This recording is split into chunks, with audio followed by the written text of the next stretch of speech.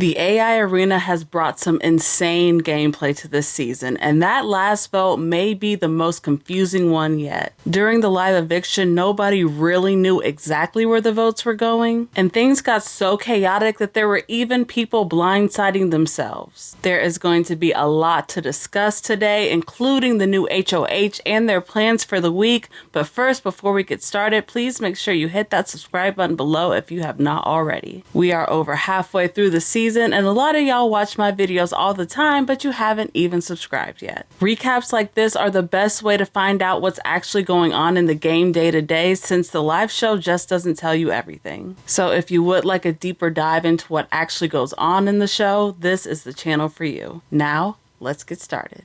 So as we saw in the last eviction, Joseph was just barely evicted in a 4-3 vote, and the votes were all over the place. We had Chelsie and Cam voting in different directions for the first time all season.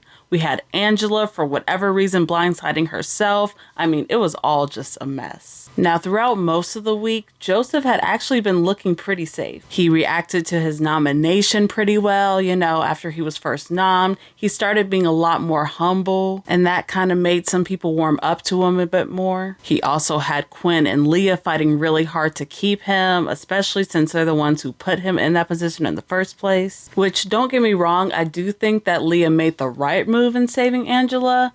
I just wish that she would have been a little bit more upfront about it with Quinn and told him to nominate somebody else. Because if Leah would have said it, trust me, he would have did it. Quinn had spent last week trying to solidify an alliance with the other Tucker voters. He wanted everybody to align together and to spare Joseph at all costs. And at first, people were really okay with saving Joseph because they had recognized this threat that was the T-Kor, Rubina, and Kimo trio. So going into the eviction, at first Joseph was looking the safest, but as we saw on the live eviction, somewhere along the way, MJ changed her mind and decided to switch up her vote. And so Joseph was just barely voted out. The big question here is, why did MJ decide to flip? What made her change her mind? Apparently, her closest ally, Chelsie, didn't even know that she was going to do that. I didn't know Makensy was.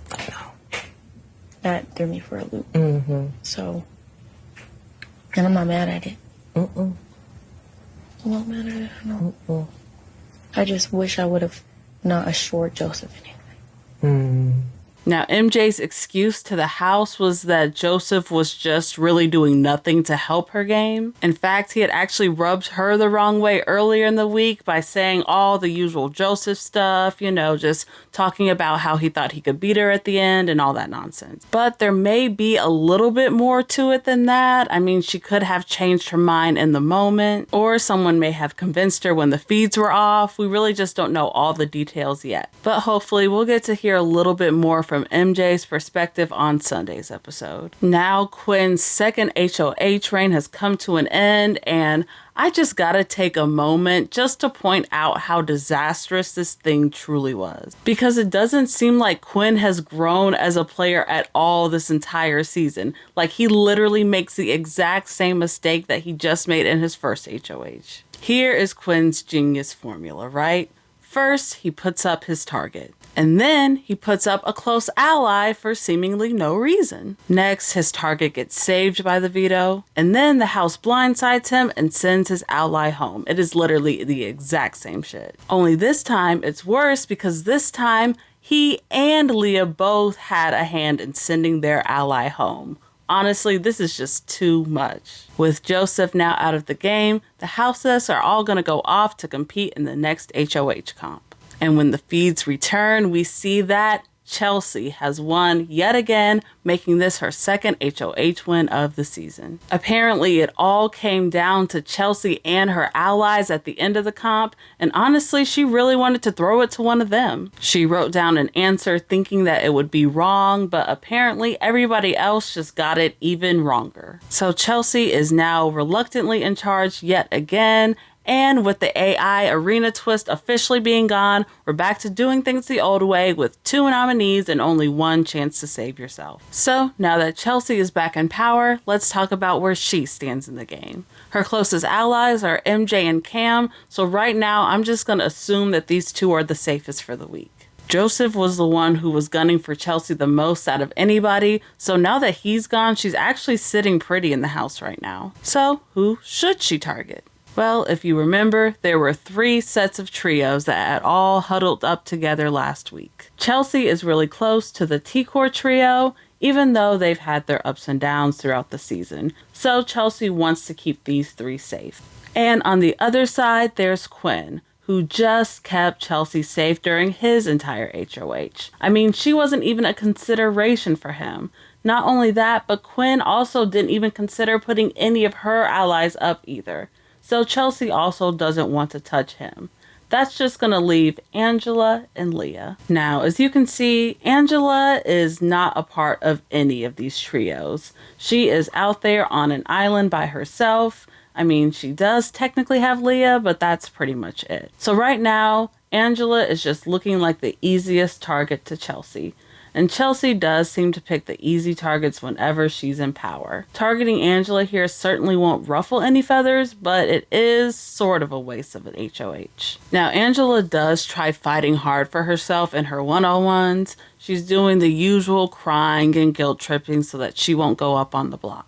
And I do want to give Angela some credit because she is standing on business here, but it's just not going to end up mattering. Since literally week 1, when I stood up to a man as a woman and said my piece of what I needed to do to stand up and literally jeopardize my game, to stand up for myself, I have been literally put up on the block every opportunity, every HOH gets. Chelsie handles this interaction really well. She is able to talk her way through this confrontation, and by the end, I think she's able to convince Angela that she truly is the pawn. And I need you to hear my heart. I did not want to win this HOH. And I did not want to put you up. But just as you would be in this position and have to make hard decisions that protect you next week, I am making hard decisions that will protect me next week. And not saying that I have a specific target.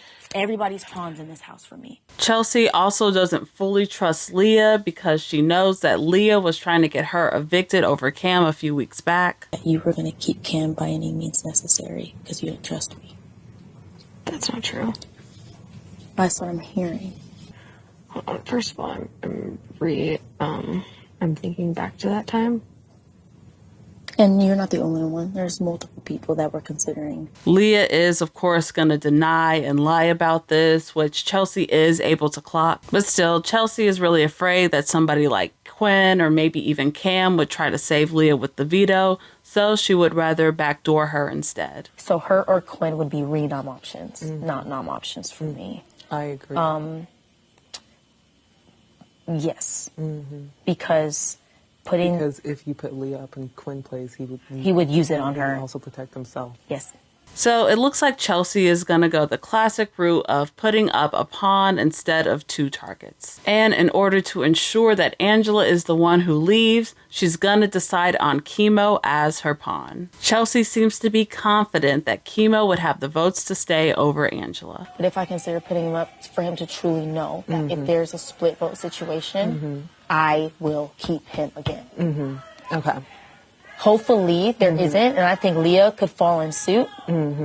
I just need somebody to not use the veto on Angela. I'm definitely not as confident as Chelsie is that Kimo would stay. I mean, he would for sure have T-Kor and Rubina's votes, but that's about it. Everybody else's votes is really up in the air. But to my surprise, T-Kor isn't really pushing back too hard in this conversation, which I think could be a mistake. I mean, after all, Kimo was just barely saved in the house. But still, now that Chelsie has T-Kor's blessing, she is definitely going to go ahead and pull this move off. As of the time of this recording, the nomination still hadn't happened yet, but I'm pretty confident that we are going to indeed be seeing Angela and Kimo up on that block. I still think Leah is a much better initial target for Chelsie, and it is still very likely that she would go up as the replacement nominee, but I don't think Chelsie really wants to put 2 ladies up at the same time just to save face in case this, rumored girls alliance ever does come to life somehow. But putting Kimo on the block if she truly wants him safe is just too risky to me. Now, it's definitely possible that deep down inside, Chelsie actually wouldn't care if Kimo left this week or not, but we're just gonna have to wait to her DRs to find out if that's the truth. Really, putting up Quinn and Leah would be the more savage move to make here. That way it's even more guaranteed that Leah would stay on the block. And then she always has Angela as a backup option just in case she needed one. But that option is also a little bit bloodier, and Chelsie is the type of player to shy away from making waves.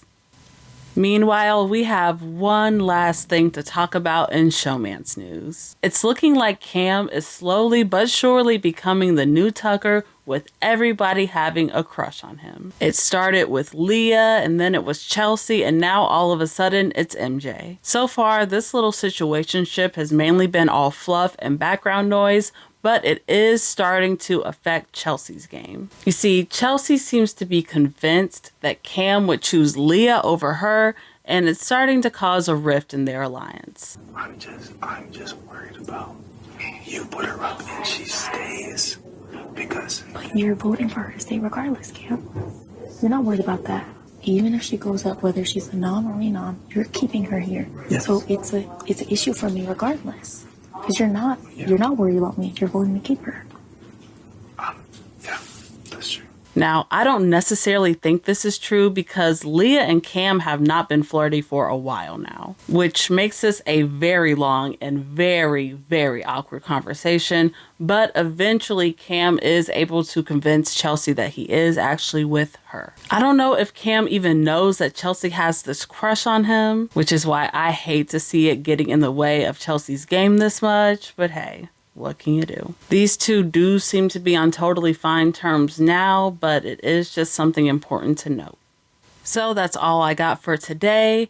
As of now, it's looking like it'll either be some combination of Angela, Kimo, Quinn, or Leah leaving this week. But in this house, really, anything is possible. Of course, I'll be back here to update you all whenever something big happens, including the veto results. But until then, bye.